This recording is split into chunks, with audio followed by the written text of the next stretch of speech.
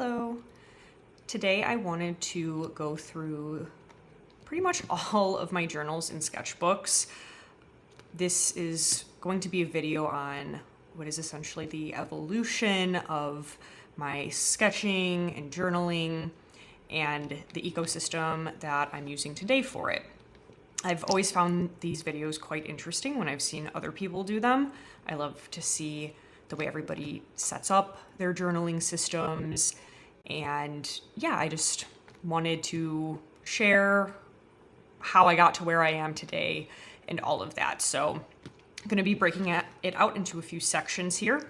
So I'm going to start to take some of these away. There's a lot, as you can tell.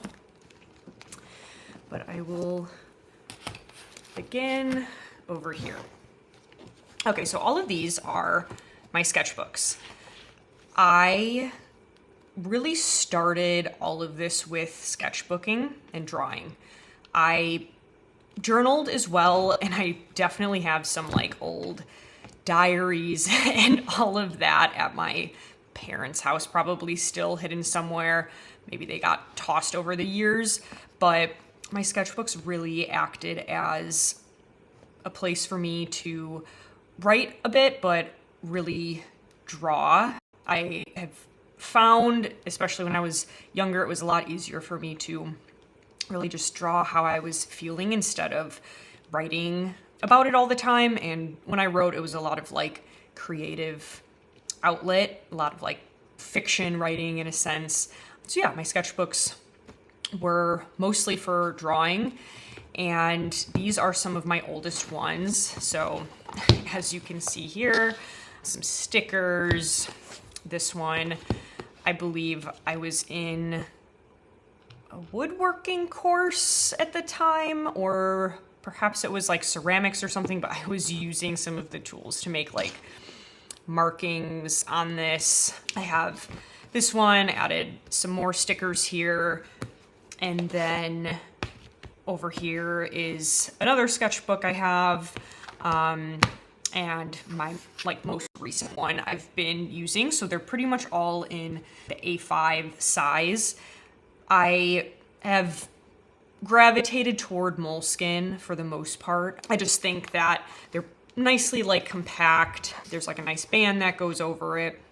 I've just found those to be really easy to carry around with me, work with, all of that good stuff. And yeah, so these are the sketchbooks that I have been using. I'm still using this one. I've been very on and off with sketching. I think for the last several years, I've really been in like a bit of a creative rut with things. So going a couple years without doing much art, getting back into it, very like touch and go throughout the last several years. And I'm really trying to embrace it, be more consistent with it, make it more of like a ritual and routine. I have some other smaller sketchbooks as well, but this is kind of like the largest one I have without using like arts, larger drawing paper or canvas, anything like that. So yeah, these are all of my old sketchbooks, and I don't know. I really like going through these. I find it a lot easier to look back at previous sketchbook drawings versus things I've written from journaling. I think reading that can be quite tough at times. A lot of what I've written about is, very emotional, comes from an emotional place, not always like happy writing, but whenever I've drawn, even when it's been a difficult time, I've always enjoyed being able to look back on them. And I do feel that sketching, drawing, there's a lot less pressure in some way. I can draw whatever I want, and yes, it can be emotionally derived, but it's in a sketchbook. It's very like low stakes feeling, and that's something I really like. I know I struggle with words at times. Even journaling just regularly, it can be kind of tough. and drawing has always been something to help alleviate things. So that's, yeah, really where all of these come from. I know this one is like several years old. Let me see if I can, find some drawings I've done. It has ranged from so much. I've like written down like some poems I really like, other things in here too. So yeah, I really enjoy all of my sketchbooks. They mean a lot to me. I hold on to all of them. I would hate to lose a sketchbook more than I would hate to lose a journal, which is kind of funny. But yeah, I really do love all of these drawings. It is kind of nice looking back at them. So that's those. Kind of shifting over into something a little bit different as we move more into like writing versus sketching. So those were my sketchbooks, and these here are my like spiral bound work notebooks is really what I would call these. So I've been using these for several years now. I have more than even these two, but they've been great for work. I have worked from home for many years now. Most recently, I'm fully remote, but I've always been like hybrid. And I would like take these into the office, have them at home. I always really liked how easily I could just flip this around and just not taking up a ton of space that way. And I still really like using them for that. I use like a dotted grid. I find that allows me like easy enough space to move around and write things, make little diagrams if I need to. Dotted grids are definitely my favorite aside from just like a blank page. So yeah, these are super useful to me. I don't know if I would say that this is an A4 size, but they're pretty big. And yeah, since I am really just keeping them at home now, they work quite nice. Okay, and moving on and getting into the A4 sized notebooks here. I have journals for therapy, and I've been doing this for many years now, really since I started up therapy again in like my adult life and everything. I've been writing really what I just like want to talk about in therapy, what notes I'm taking during the sessions and everything. So I filled up a few notebooks so far. I'm currently going through this one still. I bought, I think, a pack of these from Target years ago, and I just love the like designs on them. They're lined. They're not super huge. I'm not writing a ton in these. It really is just a few bullet points of what it is I want to discuss or something significant I want to write down that like came from the session, anything like that. So I'm only using these like a page pretty much each time I have a session. So I go through these very, very slowly. I don't write in them like regularly for journaling or anything. It is just dedicated to therapy specifically. And that is something you're probably starting to notice as I'm going through these. I have very dedicated uses for each of my journals. My other ones, sketchbooking, I have my spiral bound ones. Those are specifically for work notes throughout the day, to-do lists, all of that. And then these are specifically for therapy. So I like having them separately. I sometimes look back, the last like couple of sessions to refresh my memory on maybe what was talked about, if there's something I want to like continue to explore. Yeah, I really like having these for that reason. So those are my therapy journals. All right. Next here, when I began exploring other notebook and journal sizes, I bought a pack of these from Amazon, and These are like A5 size again too, but they're pretty thin. They're just like threaded down the spine. I want to say that there's like 60 pages in these. They're decently small. And I thought that this would be the perfect size for like travel journaling. So that's what I did with this one on the left here. I took it to a trip to New York, where I went to visit a friend. I was there really just for like a long weekend. It wasn't too long, but enough where it was my first time going. I wanted to take some time to write and reflect on the things I was doing throughout the day. Yeah, just really live a little bit more like in the moment and not be so reliant on my phone all the time. So I did that, and I learned that I don't like this size for traveling. I don't regret doing this. I'm actually really glad that I decided to test it out before going crazy and buying some really nice journaling set specifically for travel in this size, because I would not have been pleased with it. But yeah, when I took this, I realized the size itself is just a bit too large to carry with me day to day as I'm traveling. You know, it is very thin, which is nice, but this isn't really fitting in any of my bags. It's flimsy, so it is kind of difficult to write in unless I'm on a flat surface. So I found myself only writing at the end of the day when we finally came back. I was in my room after being in the city all day, but I was so tired. I'm trying to remember things that we had done. I was kind of forcing myself to fill this out in a way. And yeah, I'm glad I did it and I learned from it. So I realized, I'm going to save this one. I do have like, things I wrote in here, some like receipts and little like mementos I put in here. So I don't want to ever get rid of it. I mean, like I said, it's very small. It's not going to take up a ton of space, but yeah, just too big for the purpose I had wanted this for.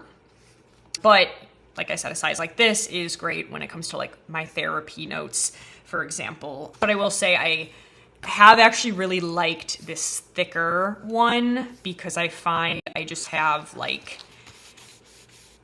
that thickness to write is a lot better versus a really thin journal here. So yeah, not for travel. So since I bought a large pack of these, I decided I wanted to dedicate them to a specific creative concentration. So I'm using this one for like a poetry, kind of like class program journey I'm taking. It's called The Sacred Ache by Segovia Emil. I'm probably saying her name wrong, but she's a poet and I've been following her for years and years. She has such a beautiful way of writing, and she created this like course to really like explore your creative side through what is like kind of sadness. That's the point of like calling it The Sacred Ache. And in here, I'm doing all of those exercises, writing them down. I purposefully wanted to do this on paper versus on like a Word doc on my computer, because I want to feel myself being immersed in it, and I think sometimes typing takes that away. It also makes it very easy to edit, not allow yourself to have a true like first draft of things, but when you're writing, the only way to get rid of something is like crossing it out, for example, and it really forces me to, I think, be in the moment, accept what it is I'm writing, move on from it as well, go back and review it, not always be wondering, was this like my first iteration of what I wrote? So that's what I'm using this one for. I don't know if I'll end up filling the entire thing, but I've gotten through a good handful of pages so far, and I just dedicate it to like each question or section of this like course that she has made. So yeah, I think using these smaller ones for those dedicated concentrations, those very specific uses is really beneficial because again, I like to have separate areas for these things. I don't want any other clutter getting into it.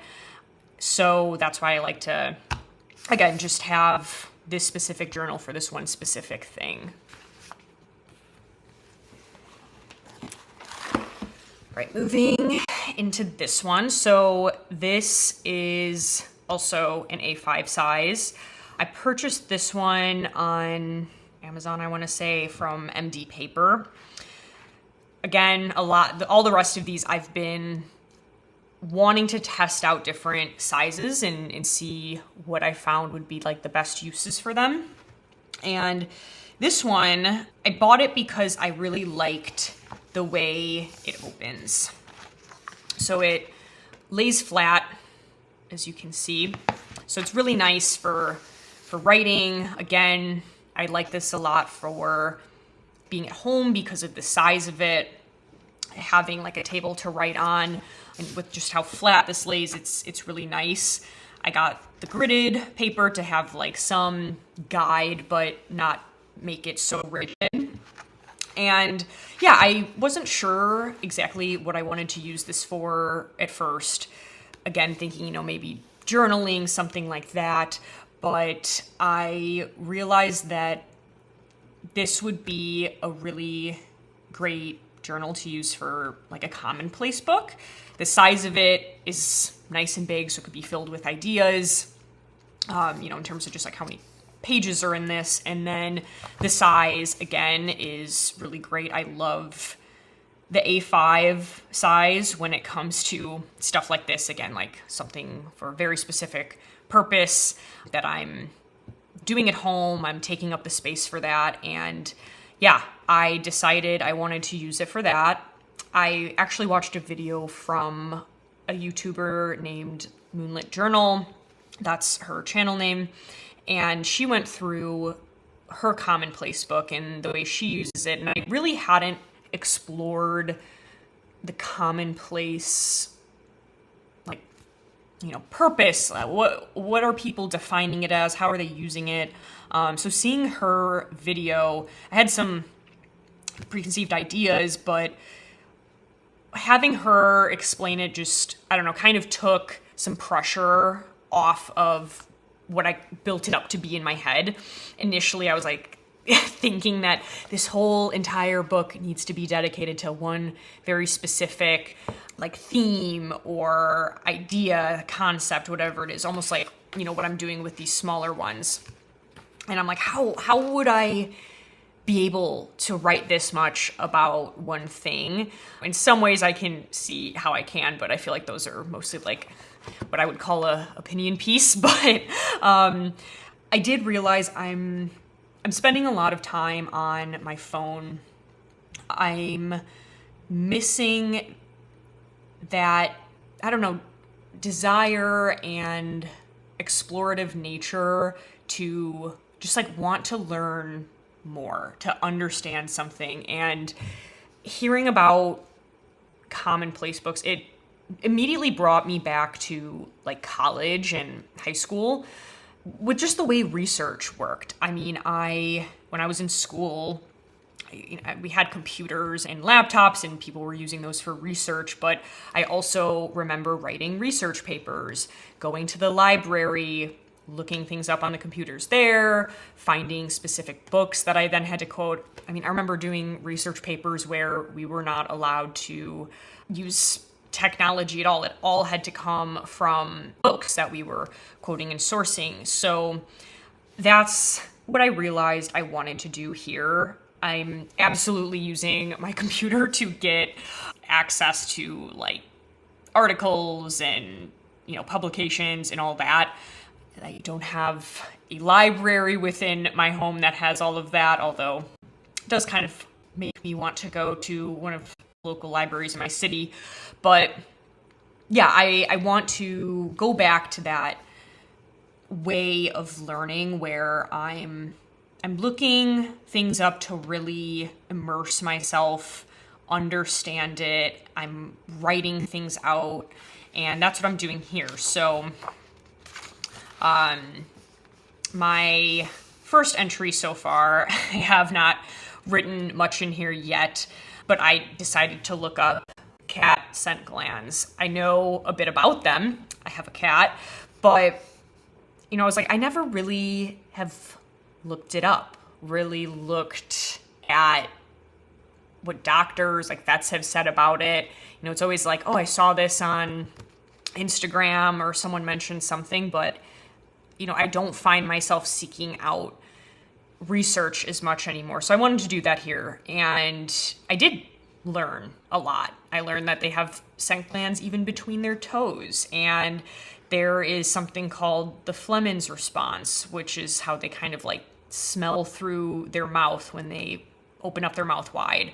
So yeah, it was really interesting to actually take the time to like look all that up, read about it, write about it, and I enjoyed it a lot. So that's what I'm planning to use this one for.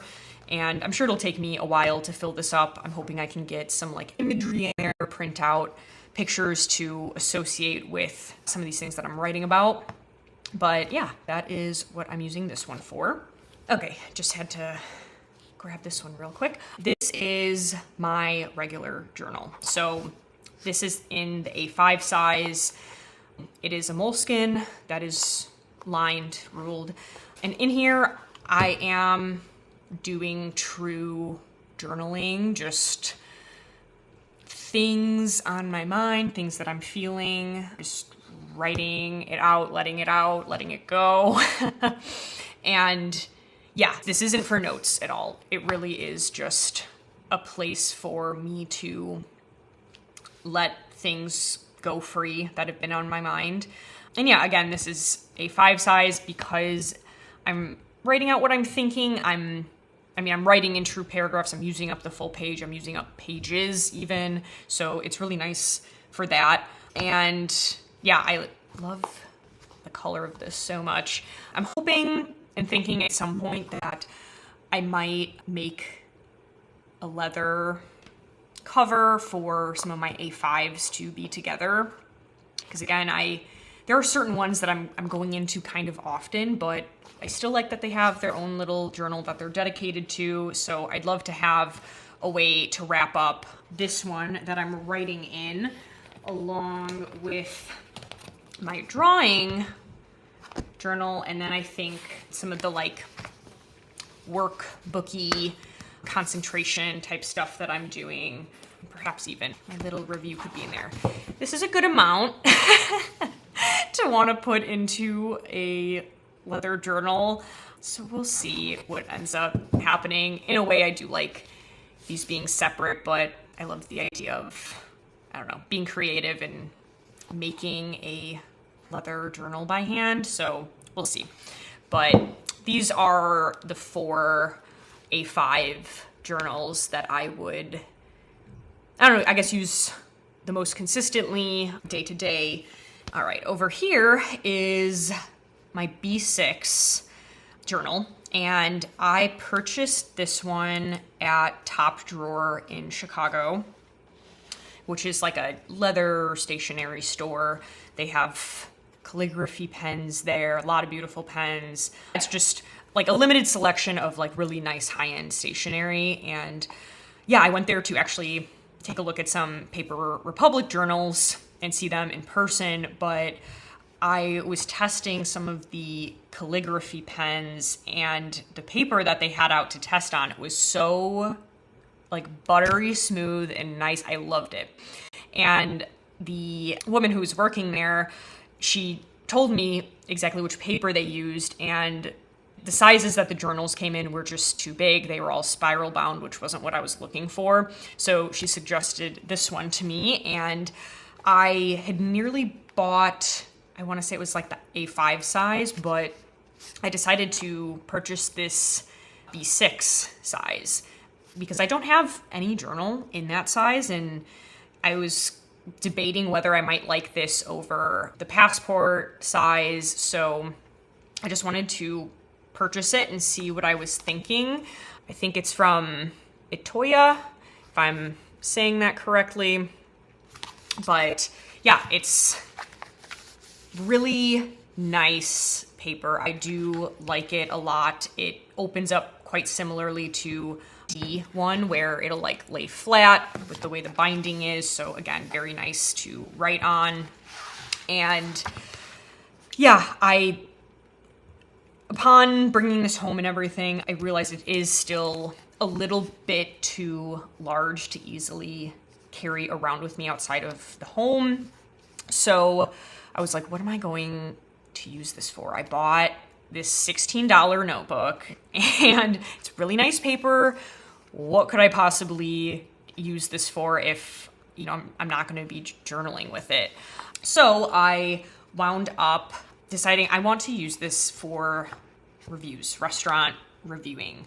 And that's what I've been doing with it. So we are big foodies. I love to try new restaurants and even like revisiting old ones, trying, just new foods, new places, all of that good stuff. And I wanted to better remember all of that. So I decided to start writing reviews in here. So the restaurant review, a review of like each dish that we got, what the prices were, and just have it as like something I could, again, reflect on, remember the dates. So I have it set up that way of restaurant name, neighborhood, or location if it's outside of Chicago, date, and then food that we got, how I rated the food, opinions, or maybe what was in the dish, and then an overall rating and whether I would recommend it to somebody, whether I would go back, all of that. And yeah, it's been really great to use it for this. Again, I got dotted grid paper because I do just love using that. And yeah, it's been nice to write my little restaurant reviews in here. Nice size for that too, because I do keep things quite concise a lot of the time, especially when I'm bullet point writing. So that's the B6. Okay, then I have this Traveler's Company notebook here, leather journal. I have my last video was comparing the two of these, but yeah, with this, I just have two journals in here. So the first one being notes. I just use like gridded line paper, but it's really a lot of bullet pointed ideas. Just putting them right within here. I think that's like a great thing about this vertical setup. I really like how easy it is for my bullet point style writing. So yeah, these are all just like little ideas. It's something I wouldn't be putting in my regular journal. It's not necessarily like work notes and might be kind of like a bigger to-do list or just other things that are on my mind that I want to write about. Then I have, over here is my quotes and word definitions. So on these, I'm basically just blocking it out based on word definition. So I read a lot. I come across a lot of interesting words at times, or ones I just don't hear very often, and I'm trying to reacquaint myself with them. So write them in here, write out the definition, and then an example sentence of them. And then also quotes. So, I mean, this could be literally from anything, a book I'm reading, something I see online, something someone I know says, really any quote, and, kind of like maybe how it affects me, what it means to me, anything like that. So that's what I'm using this second journal for. I don't see myself adding more in here. I don't really see myself putting like a sketchbook in here either. I think it works pretty well just for like this purpose. We'll see what I end up doing as time goes on, but at least for right now, that is the setup that I like to have for this one. And lastly, although I realized I forgot to get my real journal. So I'll grab that after this. But this is my Paper Republic passport-sized leather journal. So been using this for a bit now, and I've really been loving it a lot. I can take this out with me, which is really great, and I'm excited to use it for traveling and all that too, since it is small enough to easily take with me. So the way I have it set it up right now is, first thing you see, and I do want to put like some stickers on here or something, just so it's not this dark little folder I'm seeing, but I have Paper Republic's, I think they do just call it like a folder wallet, but in here there's a pocket. This is like a card holder. I don't plan to use this as like a wallet or anything, so the cards are not going to go in here, but I have these other little like post-it tabs, because I do use those to mark certain areas. So yeah, that's what I'm putting in here. I think I still have some stickers over here somewhere. Yep. So shove those in there. So yeah, I put that between this field notes notebook. So this one, I bought a pack of these in the Chicago style. If you couldn't tell, I am based here in Chicago, and yeah, love anything Chicago-y. So purchased this pack, and it's gridded paper. Gridded isn't my most favorite, but what I'm using it for specifically, I am liking it. So here, there we go. I'm basically jotting down each thing I'm doing, or really, I guess, I'm calling it almost like a memento journal. So I got this idea from Stephen Foster. He has a YouTube, and he talked about this way of journaling where he's capturing his days. I believe he had a head injury, and he decided to start writing down basically like significant-ish things going on certain times throughout the day and time stamping it. He originally shared that he read about this in a book he read. A fighter pilot was doing this, I believe, and I don't know why it spoke to me so much, but I just really loved the idea of it for some reason. And yeah, I decided I wanted to try it out for myself, see how consistent I could be. I'm not literally writing down every single thing that goes on throughout the day. It's really just something I want to, I don't know, just note.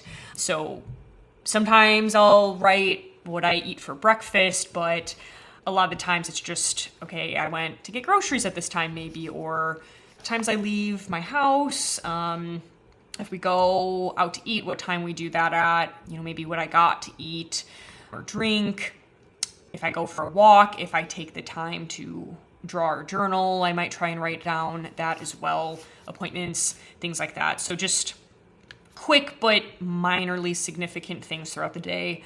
I'm not writing down work stuff in here just because it's just the usual things. I don't need to know that I wake up at the same time each day to start work and I end at the same time each day. It doesn't really matter. So I'm really just using it for other things. But yeah, it's kind of cool to look back and just like flip through and know I was able to document that much. I also don't have the best memory. I'm really good at remembering future things that are coming up, but I don't know, for some reason I just easily forget things of the past, I suppose. So I don't know, it's nice knowing I can look back at that. Moving on, I have this ruled paper notebook that came with this journal from Paper Republic. I'm using this for notes right now. I have, just using one of these as a hey, this is an important thing to look back at. It's not necessarily that this is the exact page I'm on, but yeah, I'm using this again as just quick notes. As you can see, I love to bullet point, and that's just, yeah, what I like to be doing with it. So again, yeah, little space for notes. It's something where I'm typically moving this into another journal, something I need to like talk to somebody about, something I need to, I don't know, look back on maybe like as I'm out, because this is something I'm always carrying with me. So something that I just need to keep looking back at. It's nice to have this for. And then the last one I have in here, since I only have the 3, I guess, is the drawing book. So again, this was also from Paper Republic, specifically for drawing. And yeah, I really like this because it's very small. So it does kind of prompt me to draw a little bit more. And I'm trying, like I said, to get back into it. I think sometimes the larger one can be a bit more daunting. So having this is, I don't know, just a little bit more low stakes. It's smaller, take up as much space or as little space as I want. And yeah, I think the compactness of this journal makes it a little bit easier. I can just like sit on the patio and draw real quick. Or if I take this out with me, you know, it's easy to do that too. So I really have been loving this one. And like I said in my last little video about this, the smell of it, holding it, like the leather is just so freaking nice on this thing. I adore it. So yeah, these are all my journals. There's a lot. So this is my evolution, kind of going from past to today, and then my setup for each and how I'm utilizing them in my life. So thank you for watching. I hope that this was enjoyable to kind of get a little perspective on the way I have things set up. But yeah, thank you so much.